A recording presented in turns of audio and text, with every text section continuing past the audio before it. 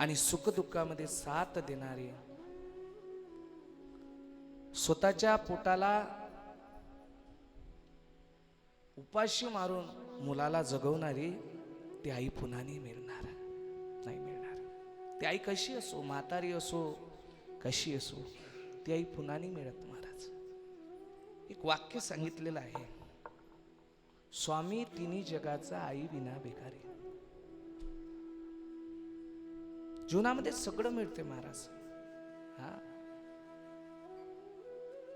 आई हे असं रत्न आहे, असं रत्न आहे आई. त्या आईची किंमत गेल्यानंतर कळते आपल्याला. नाही त्या या आईची अवस्था पाहत असताना शेजारी आपल्या गाव आहे अकोली जहागीर. मी नेहमी उदाहरण सांगत असतो, अकोली जहागीर गाव आहे. वडील गेल्यानंतर मुलाची जबाबदारी आईकडे होती.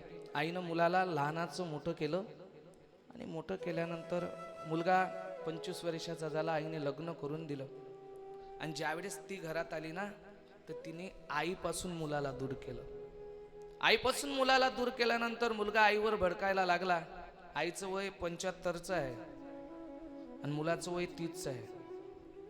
आईचं वय 75चं असताना मुलाने आईला सांगायचं, आई तू जर कामाला गेली नाही, काम करून जर पैसा आणला नाही ना, तर तुला भाकर मिळणार नाही.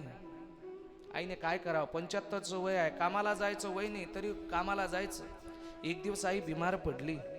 घडलेली घटना आहे, माझ्या मागं जाऊन अकोली जहागीरला विचारा.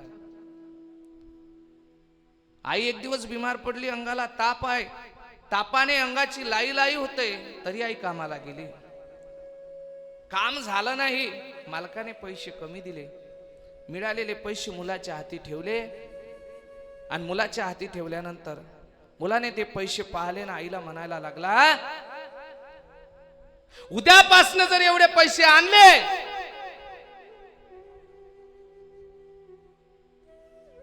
तर तुला तुझा नरक खालेला बघ. मला एक सांगायचं महाराज, मुलाने किती खाली जावं, आईच्या अंगावरचे सर्व कपडे काढून आईला मारलं. परिस्थिती मी स्वतः डोळ्यानं पाहिलेली आहे. आणि आईनं विचार केला, याच्या हातचा मार खाल्ल्यापेक्षा गळाला फास लावून मेलं ते पुरलं. शेतात गेली, झाडाला दोर बांधला, गळाला फास लावला आणि आई अनंतामध्ये विलीन झाली.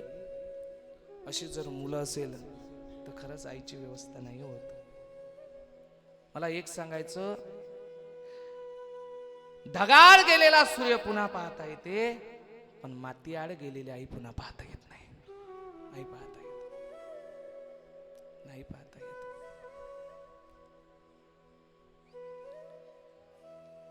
आईचं प्रेम, आईची माया आपल्याला असेपर्यंत कळत नाही.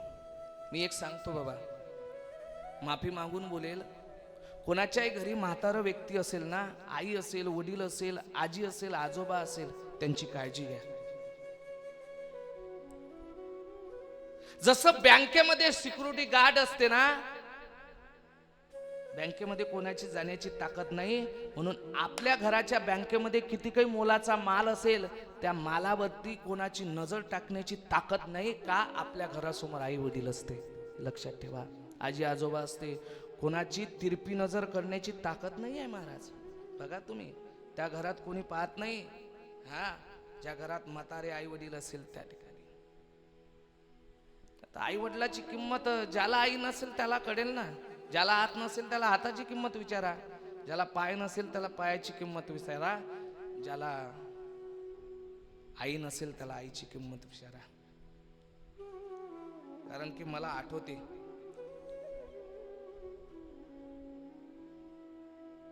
दोन 2011 मधली गोष्ट आहे. 2011 मधली.